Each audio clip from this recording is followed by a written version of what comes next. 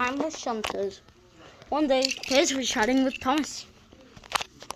You know, before I came to the Northwestern Railway, I went to many yards.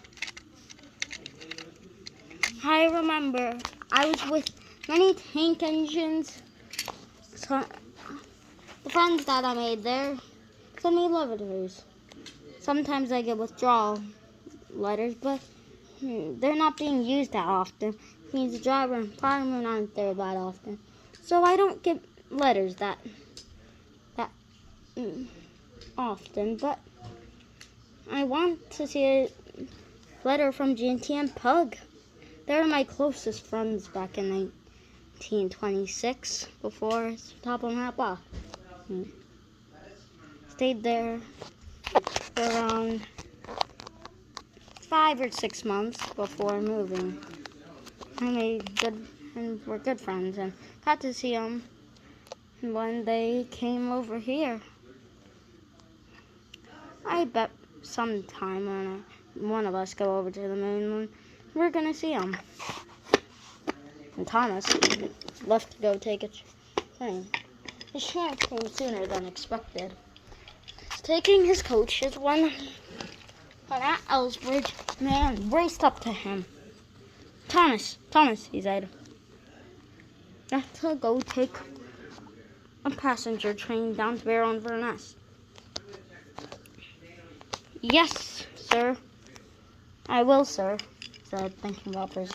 Okay, Percy, Toby, and Daisy will take your trains. He collected the coaches out of the old yard and raced away down the main line. He had never come that far down the line, and it was just wonderful, feeling the clickety-clack down the track. As he made it over the bridge, rails became rusty, started to wobble and shake. Eventually, he made it to Barrow-in-Furness. When he heard a honk.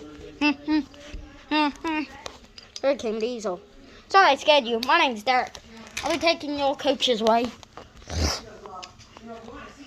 The turntable's just behind the scrap piles. Right. And Thomas left away. He saw rusty vehicles coming in, but he didn't mind. But then he made it down. But he saw lines of engines. Some were tipped over, and some were on the lines just perfectly fine. Thomas was scared, but he had to carry on. There he saw many engines lined up. One had even lost its smoke box stall. Most of them had graffiti all over them, and unsensible paint books only done by the Northwestern. Saw some diesels too, even tram engines. Some were faceless and some weren't. There were some tender engines without their tenders, and some tenders without their engine. Then he heard whistles, cheers. Oh, save us, please! Oh, save us! Oh, we're still trying to down there, but then you could save us, please. Thomas turned down.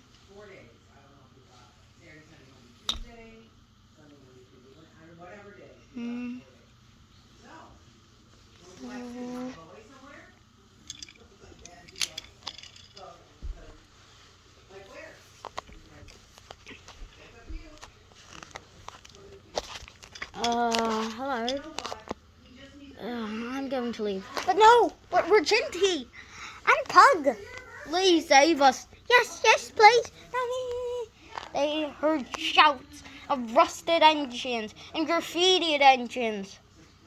They saw some teenager and raced away before he could get graffitied too.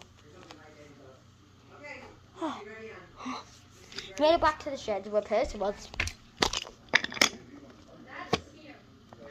So, did you see Gingy and Pug? Yes, I did. I heard they were withdrawn service in 1964.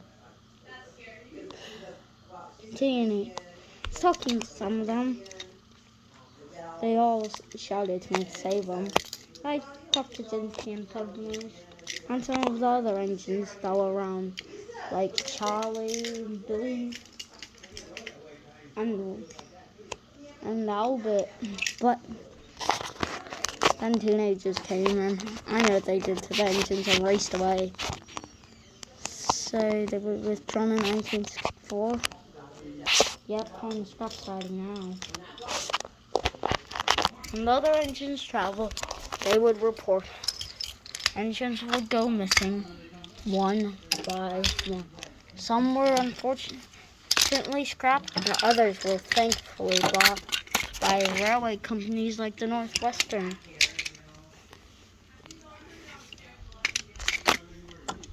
Until there were just a few engines left.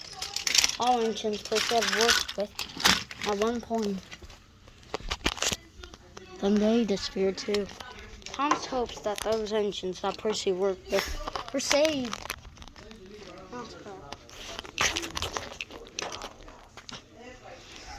But they're just taking up space. They need a generator. They're gonna use YouTube. Right, so.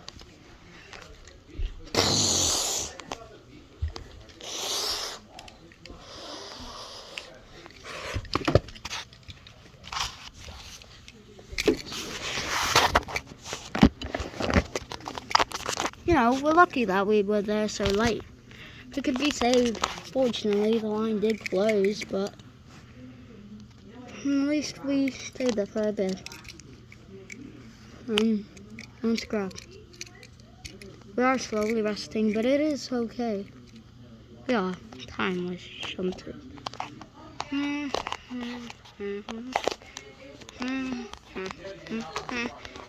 Timeless shunters. Written and directed by Off Production.